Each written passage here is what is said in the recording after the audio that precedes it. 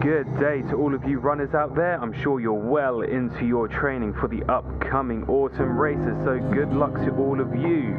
And if you haven't started yet, well, that clock is ticking.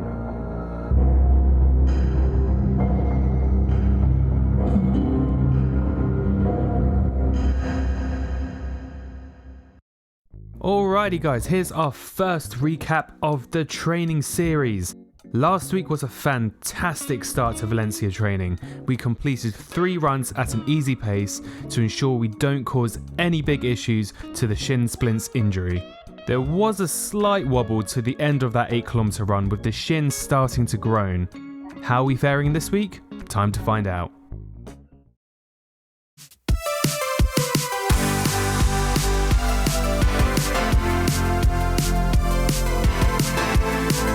Hello everyone, welcome to week 2 of Valencia training.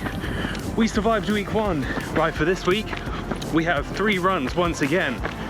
Run number 1 right now, easy 5-kilometer run. Run number 2, 7 kilometers. And run number 3, 10 kilometers.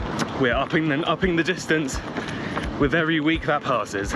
And I am wearing my super bouncy Nike Invincible 2s. I love this shoe so much. It's a bit unstable, so my feet are hurting a little bit because I haven't worn them for a while, but my calves, my shins, my whole leg definitely needs this different trainer on right now. And pairing with that are some very ugly, very green, luminescent socks, compression socks. And I'm essentially wearing these just to make sure everything is kind of secured around my shin. Now, we can get into a debate of whether compression socks really do anything at all, but at the end of the day, they make me feel better, and they make down there feel better, so I'm gonna use them.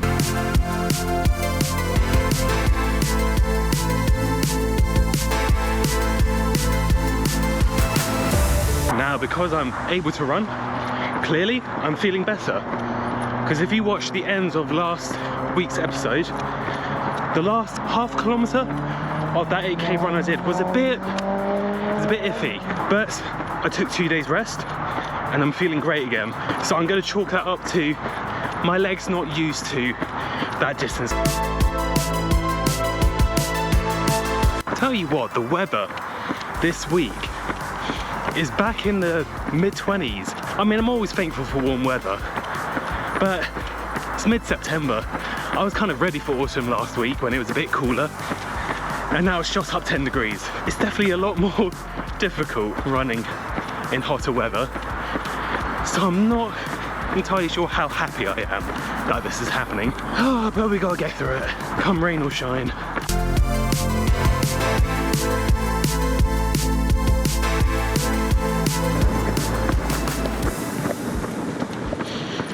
Hey, and just like that guys, we are nearly finished with our first run of week 2. Doesn't seem like that long ago I just set off for this run, but hey, that's the beauty of running. When you enjoy it, it goes by just like that. The run went pretty well. I would say my leg kind of groaned when I was going uphill, which I think that kind of makes sense. I'm personally a bit disappointed with my heart rate on this run.